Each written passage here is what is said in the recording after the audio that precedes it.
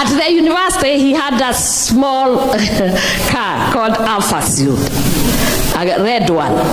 That's how I learned to drive in 1989 with his car.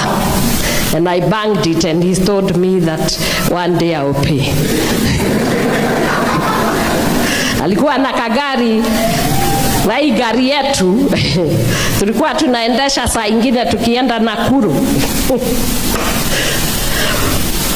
The wire to the accelerator would come out, and I knew how to fix it. So when I'm in those big cars, I'm reminded God has taken us from very far. I know this man. Many people may not know him. And that's why we are saying knowledge of the person who you stay with or the God that we serve is very important.